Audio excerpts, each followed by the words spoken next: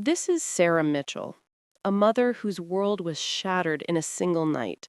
Her son, Noah, gone too soon, and for the first time in her life, she felt abandoned, even by God. Her faith, her hope, her heart all seemed lost.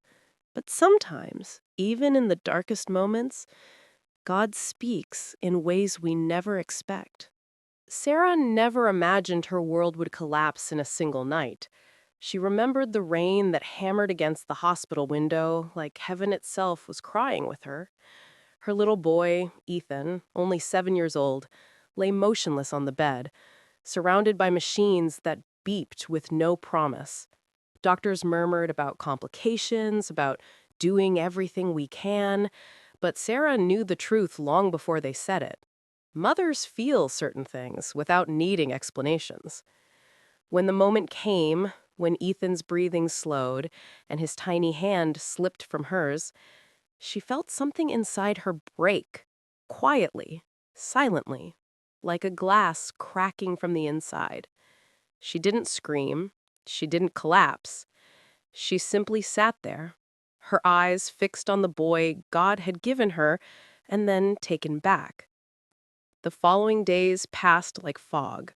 People said the usual things. God needed another angel. He's in a better place. You're strong. You'll get through this.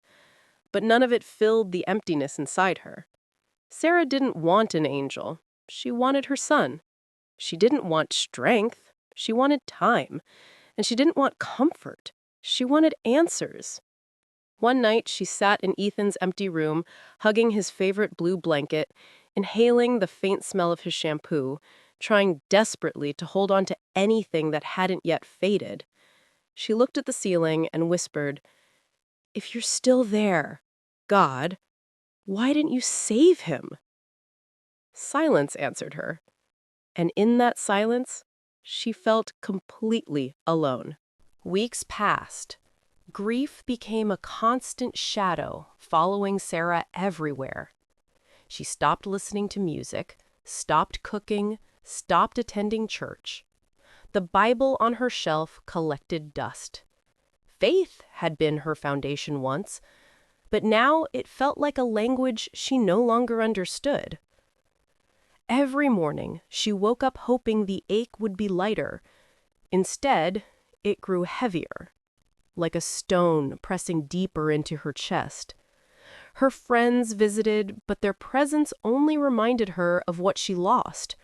Her husband tried to be strong, but grief had different shapes for both of them, and instead of holding them together, it slowly pulled them apart. Sarah took long walks alone, mostly to escape the suffocating quiet of her home. She'd wander through the park where Ethan used to play, where his laughter once filled the air. She avoided looking at the swings because that was his favorite spot. He loved swinging so high that he believed he could touch the sky. "Look, Mommy, I'm reaching heaven!" he would shout. The memory stabbed her heart every time. Sometimes she'd sit on a bench and watch other parents with their children. She told herself she wasn't jealous. She told herself God had a plan. She told herself healing would come. But none of it felt real. One evening, when autumn leaves rustled along the path, Sarah whispered again, "God, do you see me? Or did you stop listening when he died?" Her voice cracked. She didn't expect an answer, but she would soon learn. God answers in ways we never imagine. On one particular cold afternoon, Sarah sat on her usual bench, wrapped in Ethan's blue blanket, unable to let it go.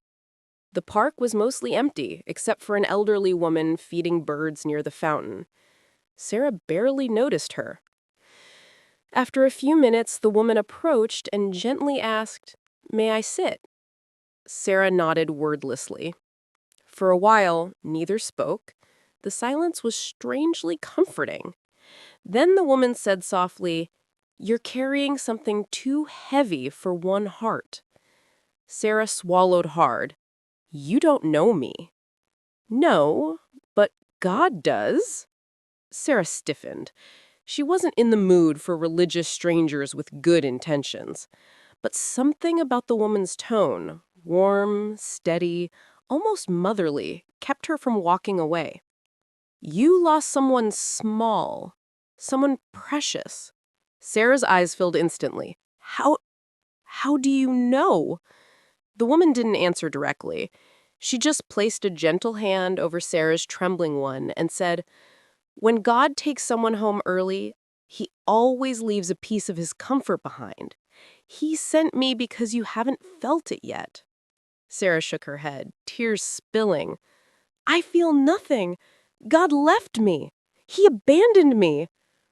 The woman smiled sadly. "My dear, God didn't abandon you. You're the one who walked into the dark to hide your pain. He's been calling your name the whole time."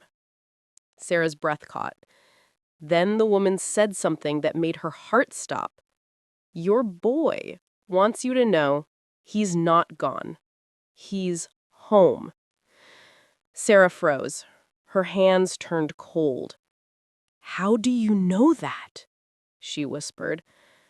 The woman looked at her with eyes full of something deep, something Sarah couldn't define. "Because God told me to come sit with you today."